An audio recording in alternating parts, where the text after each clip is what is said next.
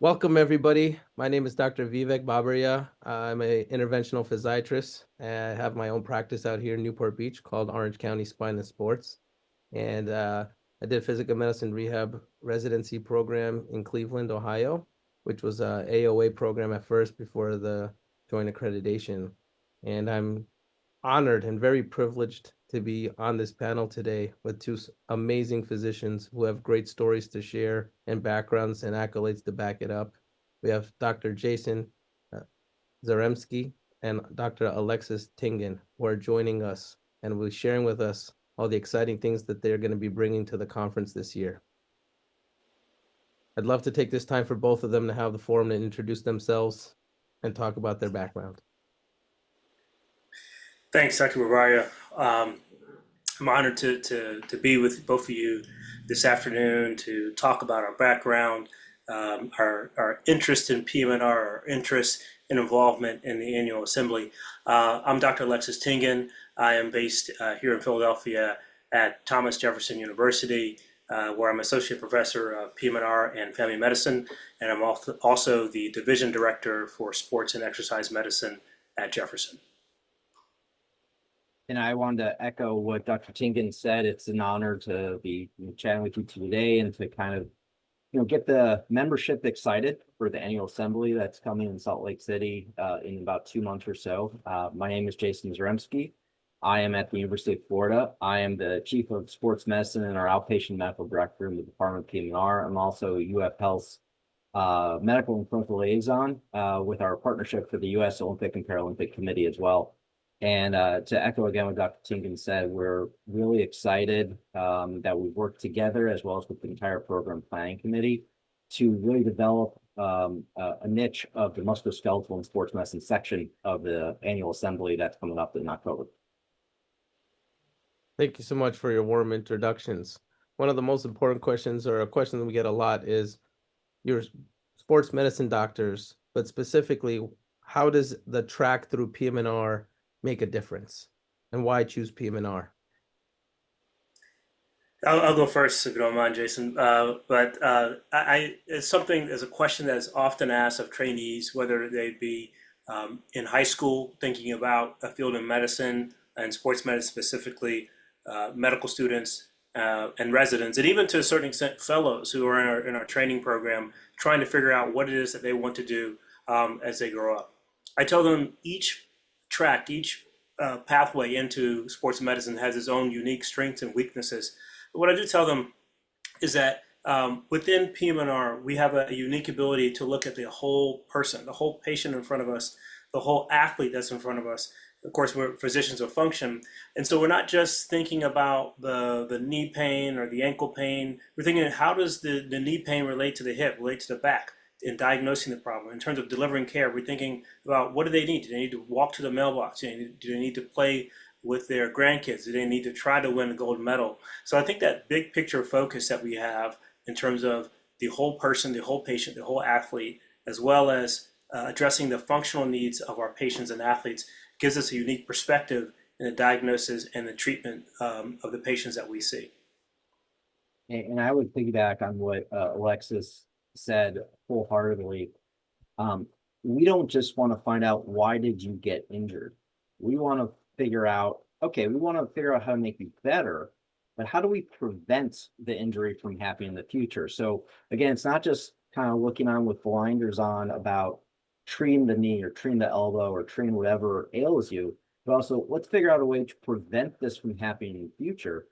And if we take it a step further, particularly for our athletes, is, well, how do we keep you not only healthy, but how maybe we can actually improve your sport performance by looking at your gait, looking at your swing, looking at the mechanics of how you run. And I think that's what separates a physiatrist who then trains in sports medicine from the other primary care specialties. Those are some beautiful answers, and I want to follow up by asking you a question about just origin and how you got to where you guys are, because you're very humbling on your in this talk so far, but you have high positions and get to take care of high performance athletes. So could you also shed light into how you got to where you are? Jason. So My story kind of goes back to when I was in college. I was a collegiate baseball player. I was a catcher and a baseball player at Emory University in Atlanta. And I was having a great year my junior year. I was actually in the top 10 in the country in hitting. And before a game, about 2/3 of the way through the season, I felt my elbow pop. And long story short, I suffered a partial tear of my UCL on my elbow. And little did I know that one injury would actually lead me towards wanting to go into medicine and eventually sports medicine. I got really interested in why did I get hurt? How do I rehab? How do I prevent this from happening in the future? So I would actually go to our athletic training room and work with our athletic trainer. His name was Joe Goodson. He has since left Emory. And I would get out anatomy techs. We would talk about mechanics. This is around the time when the Atlanta Braves were doing really well. They won their first World Series in 1995. So I'm getting old. But that kind of led me down the path of my actual interest in medicine, which kind of led me toward physiatry, because I knew I could get the sports medicine through physiatry, but I had real interest in kind of the neuromuscular interplay, the importance of mechanics, injury prevention, injury training, exercises, medicine, before I knew what all those terms meant. So it actually all started with me getting injured myself while I was playing baseball in college. Yeah, and similar to Jason, as any good sports medicine physician, the origin story usually starts with some sort of playing sports or injury. In my case, fortunately, it wasn't necessarily due to injury, but my interest in sports medicine started as a lifelong athlete growing up in Texas, eventually running track, middle distance runner at Princeton. And of course, just having an interest in sports medicine throughout my medical training. The attractiveness of PM&R, and we touched on this a little bit earlier, is really the whole patient, the whole person, but also the diversity of training. Our training is very unique in terms of not just musculoskeletal, but also neurologic, traumatic brain injury, spinal cord injury, working together as a team in the inpatient wards. So all those are really skills, both hard skills and soft skills, that serve you well as you progress on through your training, fellowship in sports medicine, and eventually as an attending, but also an ability to just have a unique career experience. I'm an example of that. My former institution, I was a sports medicine doctor, but also saw a lot of spine. I did spine interventions. My new position, I'm actually based in family medicine, a physiatrist based in family medicine, now doing mostly sports medicine, not as much spine. Same training background, but kind of different career pathways. So that just underscores the diversity and the opportunity that exists of being a physiatrist. And then one of the things that you mentioned, Dr. Babaria, was about how we get to the positions that we get to. And I think Dr. Zaremski will echo this. It's about relationships. I think about the opportunities that have been presented to me throughout my career, my academic positions, some of the extracurricular with athletes, and I'm involved to a certain extent with USA Track and Field. That's all been being at the right place in the right time and building the correct relationships, which underscores the importance of attending something like the annual assembly, where you can make those connections. You have those short conversations in the hallway at the end of a session or between sessions, grabbing a drink, grabbing lunch, those kind of things. That even though at the time they may not be impactful, you'll be surprised how those small interactions can pay dividends later on in your career. Speaking about sessions, we're really honored to have both of you doing some amazing work within the society, and especially with this upcoming conference, when it comes to being chairs and co-chairs of some of our conference programs, but also Advanced Clinical Focus Day, where we can really dive deeper into subject matters of interest and of necessity in terms of understanding center of excellence, center of care, and where the specialty is going. So would you guys please chime in as to where and how 2025 is going to be unique, especially in terms of these advanced clinical focus days? Sure, I'll start out. I'm really fortunate to work with Alexis on the subcommittee of the sports medicine and musculoskeletal section with the program planning committee. So Alexis, myself, and a few other colleagues, what we do is we get these submissions sent in, and some of them, we all score. We see what has been done for the assembly and for the membership before. We try to keep it fresh. We try to make sure there's not repeat topics each year. We also try to look at what's kind of quote unquote hot in the news, a hot topic going on either in the United States or throughout the world as relates to musculoskeletal sports medicine. And then we're really trying to see what our membership is interested in. So as an example, one topic that is very interesting and is always kind of a hot topic is orthobiologics. But we don't just want to have the same session over and over and over again. So this year we're having a session that's a slightly different, that is going to be led by Dr. Michael Gaddafi, is more intraosseous orthobiologic. And so instead of just doing injections into a tendon sheath or to a joint, is, well, what about if you're actually going into an intraosseous area? So we want to make sure we throw a spin on it. We also have our clinical or advanced clinical focus day. So for the musculoskeletal and sports medicine section, that's going to be on Friday of the conference. And we have 3 fantastic sessions. I'll let Alexis introduce the first one that he is running. Yeah, thanks, Jason. So as Jason mentioned, we'll have 3 sessions on our Advanced Clinical Focus Day, the Friday. Jason and I will be involved in a certain extent in moderating and seeing that the sessions are running appropriately. The one that I'm most involved in will be challenging cases and return to play for high-level athletes. One of the things that we want to bring you at the conference as part of the musculoskeletal and sports medicine part of the curriculum is what physiatrists at the highest level, in this case, highest level of sports and musculoskeletal medicine, how they're thinking, how are they diagnosing, how are they managing, and in this case, how are you returning athletes to play. And so what we're going to do with this particular session, we'll have physicians with experience at the high school level, collegiate level, professional level, present cases that are kind of weird and different than what you would normally see, but then present how they have managed those particular situations in patients, but also how there was a team effort, or at least a collaborative effort, to bring that athlete back to play. So really the audience is going to get an inside view of what it's like to make decisions at a high level. Who's involved? Who makes the decisions? How is the team? How are the team dynamics?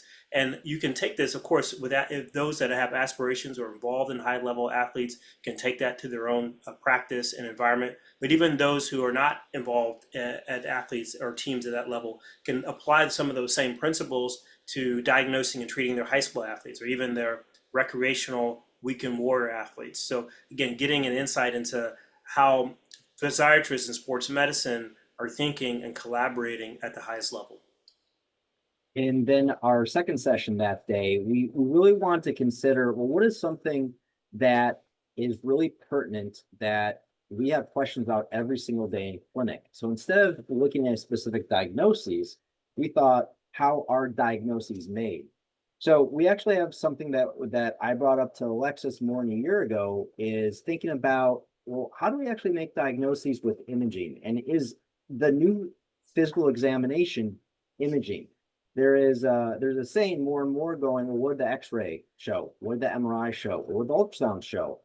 But we also know how important the actual physical exam is, but we're also taught EMG is an extension of the physical exam. Musculoskeletal ultrasound is an extension of the physical exam. So what we are going to have is a fantastic session, one that we do not think has been done at AAPMR or any other sports medicine related conference before, is imaging the new physical examination, assessment of the musculoskeletal system in this 21st century. We have a diverse set of speakers and experts from throughout the country. We have Lindsay Booker from the University of Washington, Ryan Cruz from the University of Iowa, and Deborah St. Fard from the University of Colorado. All 3 of them are experts in their area. We have different levels of tenure within practice. Dr. St. Fard is probably the most senior. Dr. Cruz is new career, and Dr. Booker is only a few years out from fellowship. And each one of them will talk about either the physical exam, the utilization of MRIs, or the utilization of musculoskeletal ultrasound.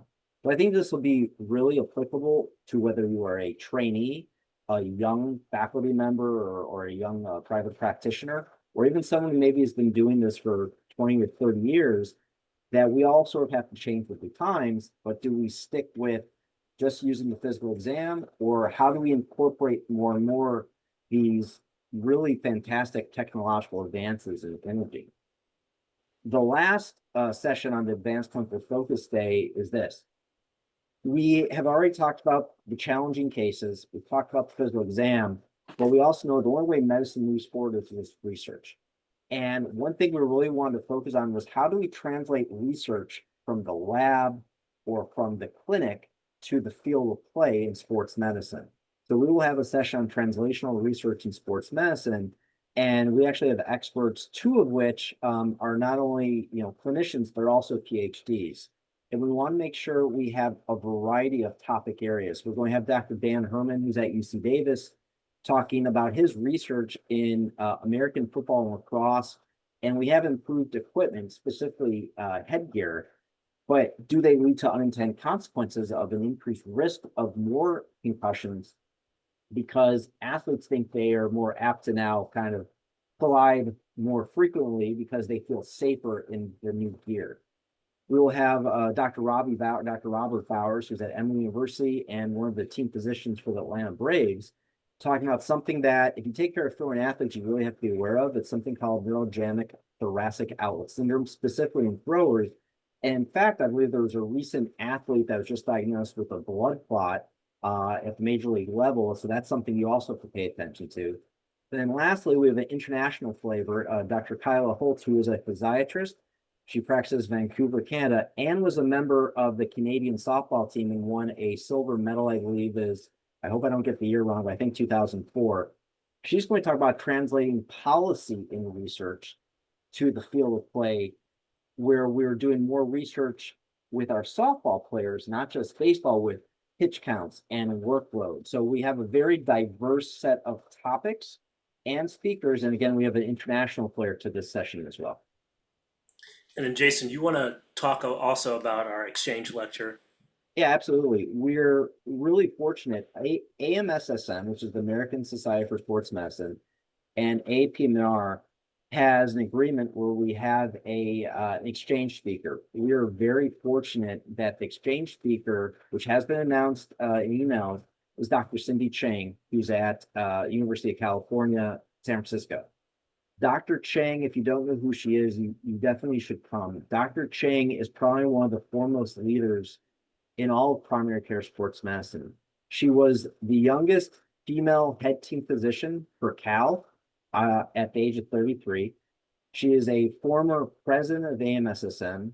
She is a former board member of ACSM. She is a former head team physician for the US Olympic team in London in 2012. And she's told me that if I read her entire CV, she will kick me out of the audience. So I think anyone who has an interest in learning about a career in sports medicine, learning what it takes to be a team physician, there's no one better than Dr. Chang. And we're really fortunate to have her attending our meeting. Seems like you guys have put together a powerhouse of education and material for really highlighting some new things that we can learn in 2025. Thanks again for putting your hard work pre-conference to make sure we have a very meaningful session. Thank you guys. Absolutely. And we did want to mention, there's a lot of people behind the scenes, and specifically Katie Yeager at AAPM&R. That a lot of the administrative folks at AAPM&R don't get a lot of notoriety, but we'd be remiss if we didn't say how much her assistance with all of the logistics comes into play. So we want to make sure that we thank her publicly as well. Yeah, most definitely. We show up and things are put together. We just have to, like this interview, we just have to show up and speak with you, and everything is organized. So yeah, we definitely appreciate both Katie and Brian Thompson, our administrators with the academy. As a lifelong learner, I love doing these so that I can pick your brains and have access to you guys. So one question I'm going to throw out is that watching this last NBA season end, there's been a lot of talk about Achilles injuries. Do you guys feel that is specific to basketball, or do you seeing it in all of your sports as a question? And two, if it's only in basketball, why? Alexis, I think Yeah, that's a really good question. I didn't real. I thought this interview was only like 15 minutes or so, right? So I was like, how much time do you have? Put it this way: there seems to be at the highest level in basketball more what we can say is these injuries happening in athletes who are younger than we typically expect. So this is usually a more of a 30s and 40s injury that you see in men. Some of the prominent athletes that had this injury this past season in the NBA are younger than 30. Now, the mechanism or the cause is not quite completely known. One of the theories that I think I ascribe to is the training regimens of some of these athletes, particularly some of the not necessarily the sport specialization, but you look at how much basketball these athletes are playing from middle school on. From just regular middle school, high school basketball to the AAU. If you look at how the American basketball players play and train compared to the European counterparts, there's a lot more games being played versus practice, where in Europe there's more practice versus games. Whereas if you look at the 90s and 80s and 70s, the athletes played everything. You know, Michael Jordan famously played baseball. They played baseball, soccer, track, football, did all the sports. And I think that diversity of play, diversity of sport, diversity of training actually can have beneficial effect in preventing certain injuries like Achilles tendon tears. Yeah, I agree with everything Alexis said. A couple other things you think about too is shoe wear comes into play. Are you wearing high tops or not? Shoes are a big part of the culture for the NBA and for individuals who are interested in basketball. So that's number one. Number two, you have more and more, again, talking about the G League and the NBA, athletes who are coming into the league at 18 and 19 because they only have to play 1 year. So if you think about playing college ball, is if you're in the top level of a D1 collegiate season, you play 40-ish games and you have practice. Well, the NBA is 82 plus the playoffs. So it's longer all year round.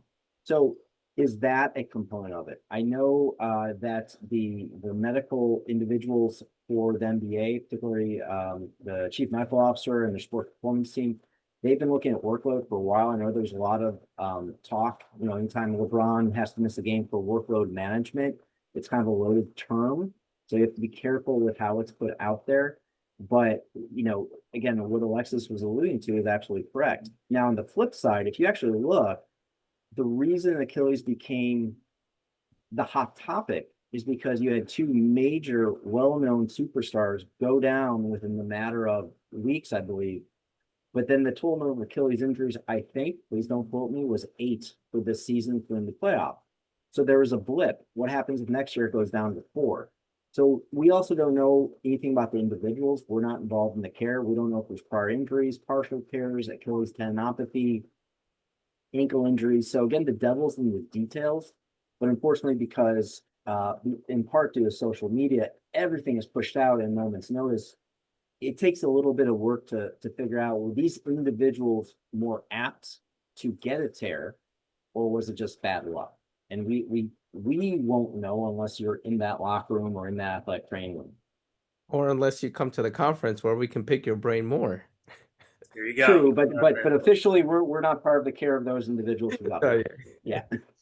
No, thank you for entertaining that question. As you guys can see on our platform, we have, again, some of the best faculty in the country coming to lecture, and we really look forward to seeing you guys in person and hope the membership can appreciate the level of talent and the level of education that'll come on these conferences. So as we wrap up our session today, just one fun question to exit our interview here. I'm just gonna throw this out there. If there was a song or a concert that really defined you as a person or an experience that you had, what would that be? Like, for example, for me, when I was asked this question, I think the song that came to mind was just Michael Jackson, Man in the Mirror. Because like every day, like you're treating athletes and people, and you want to be the best reflection of yourself and project yourself every day the best way possible. Because our patients feed off of our energy. So I just try to bring my best every day. And I think that's a song that really captures my daily mood.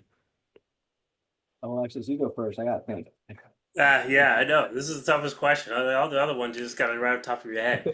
Um, well, I don't know if mine is that profound. I just think about, you know, I'm kind of an R&B guy, old school R&B. And I don't know how many in the audience would know there's a song by Kool and the Gang, "Summertime Madness." Is actually, again, being in Philly, it's part of that track was used in Will Smith's "Summertime" song back in the '90s. But I just like it's all instrumental, no vocals. It just puts you in the mood, particularly in the summertime, even the wintertime when you have the wintertime blues. And I can just turn that on at the beginning of a day, a long day, and it just puts me in a good zen, a good mood, ready to take on the day, whatever it has for me. So I thought of two. One is by Rascal Flatts. It's called My Wish. And, all I've ever wanted to do is be a sports medicine physiatrist or sports medicine doctor. So it takes a long time to work your way up. Alexis or Dr. Tingan can attest to that. Anybody, because there's a lot of barriers in place that have nothing to do with how smart or how hard you work. On the flip side, maybe a funnier side, and I think my wife would attest to this. I Want It That Way by Backstreet Boys because I want to do certain things and I want it, but life doesn't allow you to do it that way sometimes. But in my the team who's with me in Click knows I usually have on like pop songs. I have $2 at home between Taylor Swift, Sabrina Carpenter, Backstreet Boys. They kind of make fun of me for that, but I would say My Wish, Rascal Flatts, and I Want It That Way by Backstreet Boys. Gonna have to catch him at the Sphere then, you know. You gonna help me get out there and get some tickets? That'd be nice. AAPM&R, let's make this happen for Doc. Let's go. Yeah. Sure. That, that'll, Vegas 20, that'll be the PM&R party, right? One day. That's the yeah. PM&R party thereafter. Yeah. Again, honor and privilege to be on this podcast with you guys. Thank you so much.